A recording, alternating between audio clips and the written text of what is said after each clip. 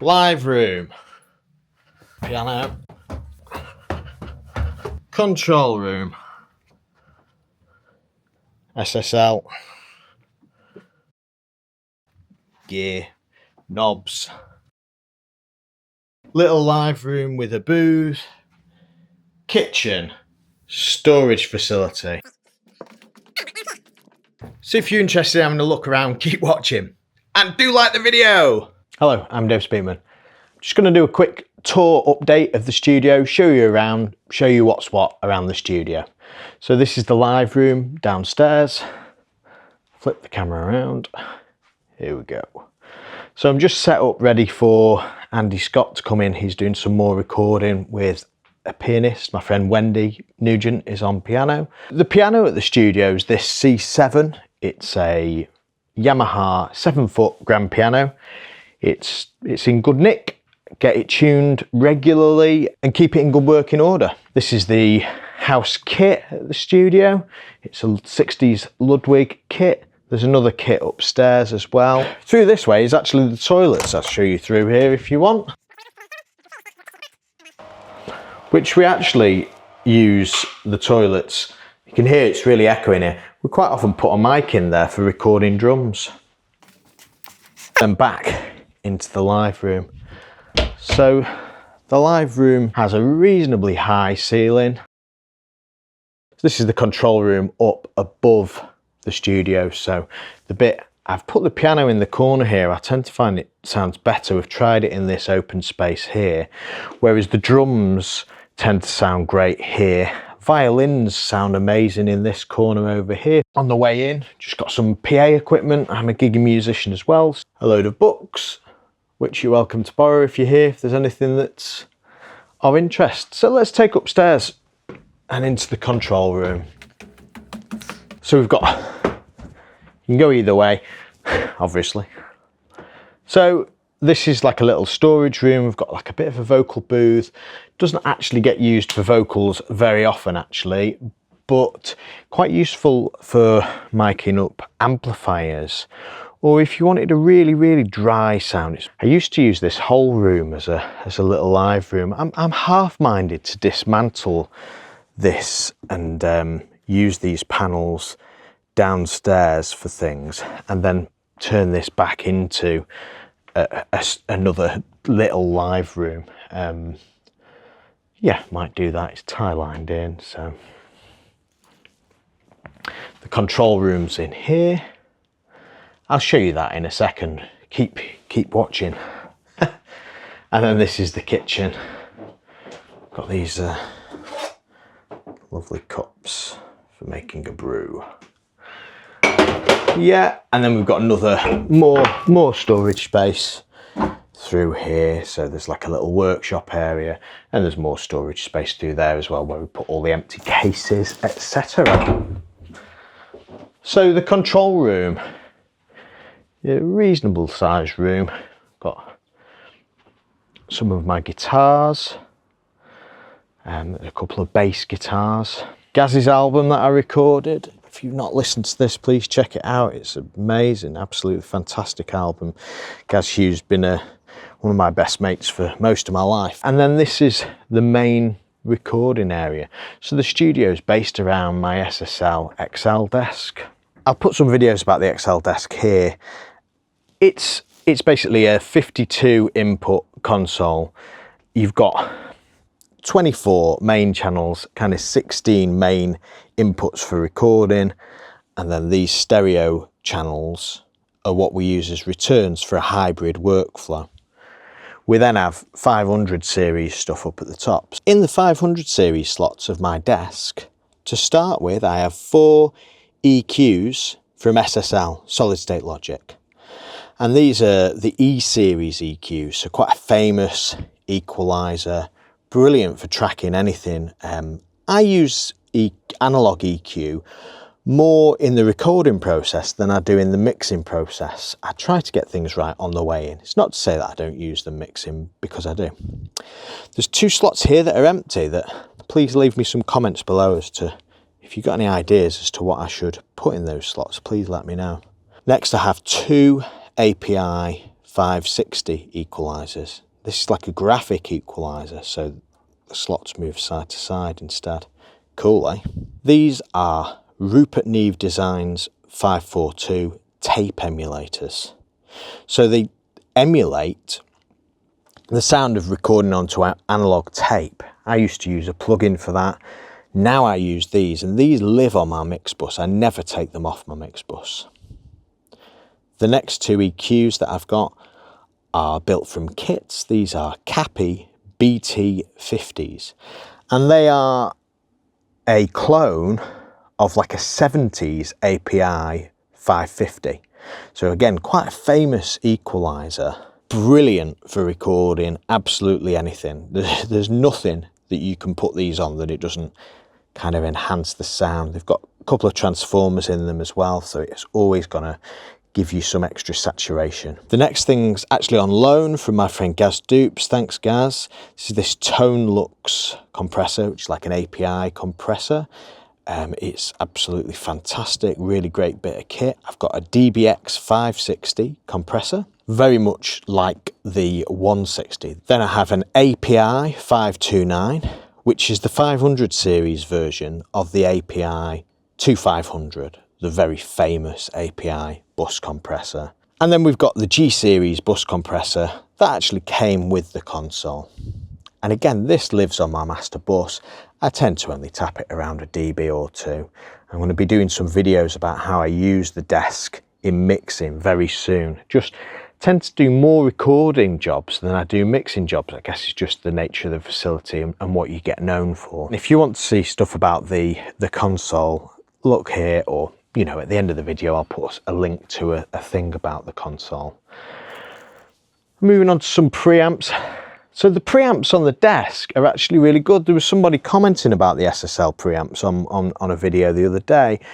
The SSL preamps are fantastic, and they're very much undervalued by people. They have two modes as well. We've got this VHD mode, which gives you a lot more saturation, and then the super analog mode, the normal mode, is really clean and really clear, perfect for recording classical music. I've been using these the most. These are the preamps that I use more than anything else, and I'm going to get some more of these when funds allow. So these are AML 1073s. So they're clones of Neve preamps. These are the ones that you can buy from AML, and they have the EQ included. And then these are a couple of kits that I built, which don't have the EQ, they're just the preamp. So we've got 4 channels of Neve, soon to be 8.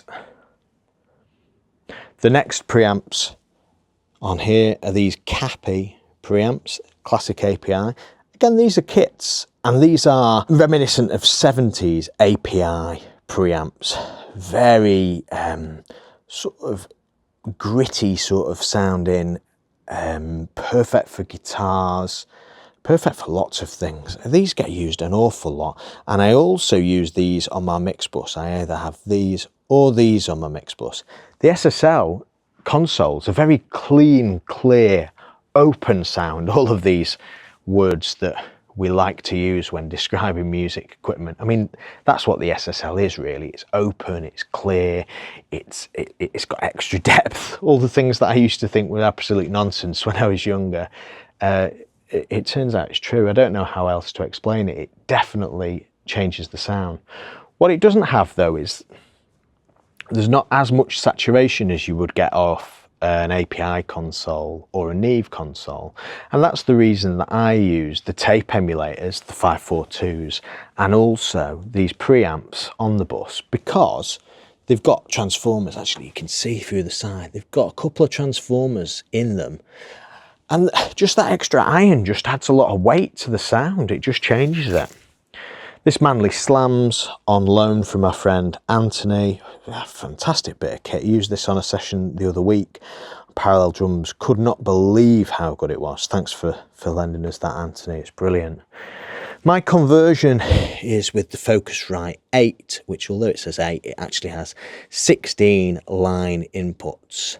And then the other 16 line inputs come in from this and this over here. So they're claret. So it's red conversion for the first 16 and then claret conversion for the next 16. It'd be nice to get like a nice Lynx Aurora or something, but sadly I'm yet to win the lottery.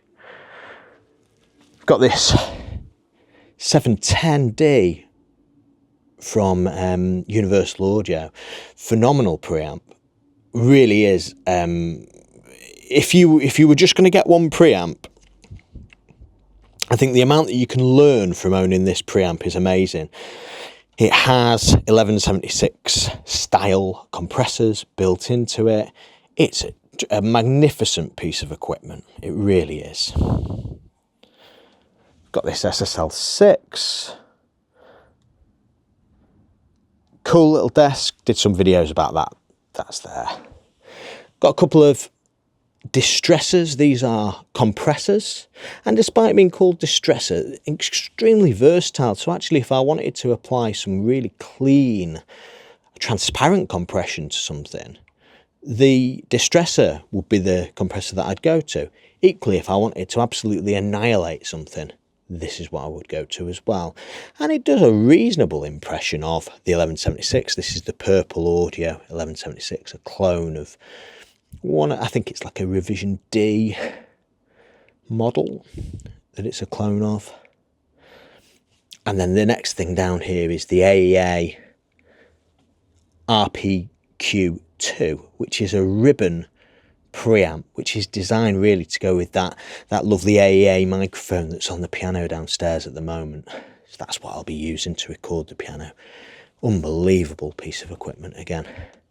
And then I've got a couple of other compressors down here that are in use. These are both LA2A clones. This one I would say is more faithful to the LA2A, the Audioscape. Lovely piece of equipment.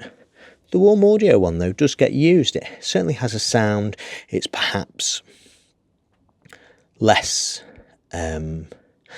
clear, particularly in the top end, than this is. But very, very usable. That's why it's still in the rack. If things don't get used, they come out of the rack, and there is some gear in one of the cupboards that is probably going to get sold that I don't use anymore. We also have a Universal Audio Octo accelerator, which there's just some plugins that aren't native yet. That when they're native, I'll probably get rid of that. The computer, controversial, is a Hackintosh. So it's a PC that I built myself and then forced to run Mac OS on it. It's been a good machine. It's been a very good machine. At the time of me building it, Apple, should I say, didn't really make anything suitable for a recording studio that was less than about 10 grand. If I was doing it again now, I think I'd just buy the Mac Studio. I think that's what I'll get next when this machine needs replacing. Got 3 sets of monitors on the go at the moment. The main set is the Adam A77X. I toy with getting the S series Adams. I don't know. You can only spend your money once, can't you? That's the problem. And then we've got the Dyne Audios, which I've had for forever. I've had these since they first came out. I think I had a pair of the Mark 1s first, and then when these came out I swapped over to them, and I've kept them ever since.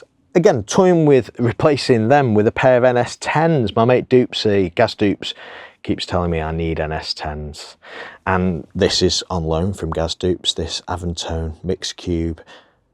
One of the best bits of kit.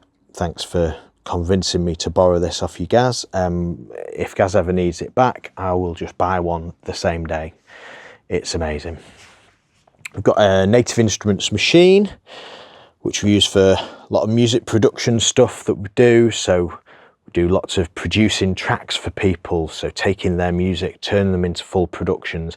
I've got one of those that I did recently, actually. I'm going to do a video about that. I've shot all the footage, so that'll be there.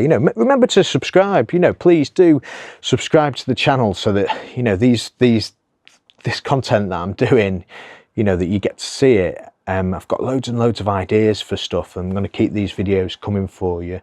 And if you could give the video a like, that'd really help me as well, just to I don't know. I don't know why it helps. It does apparently. Right, great. I've got the Avid S1 control surface. Fantastic bit of kit if you are a Pro Tools user, then it is absolutely necessary. It seems to need this app restarting every now and again, unfortunately, but other than that, it's great. Integrates with Pro Tools flawlessly. Got the Presonus monitor station, which I actually just use as a headphone amplifier. And then a couple of keyboards here, just like an Akai controller. And we've got this little Microfreak synth, which is great fun to use. Again, that gets used on the writing sessions. The windows then in the control room look down upon the live room. So if we've got a drummer in, we can see them down there. I sometimes set up a remote camera to see people as well. Communication's never really an issue. So yeah, that's the facility. And then we come downstairs, down here, back into the live room. So if any of this equipment or anything that I've talked about on this video is of interest to you, then please let me know in the comments below. And remember to give the video a like, subscribe and stuff. I'd best get on now and get the rest of this gear set up ready for Andy and them to get here for today's session. Okay,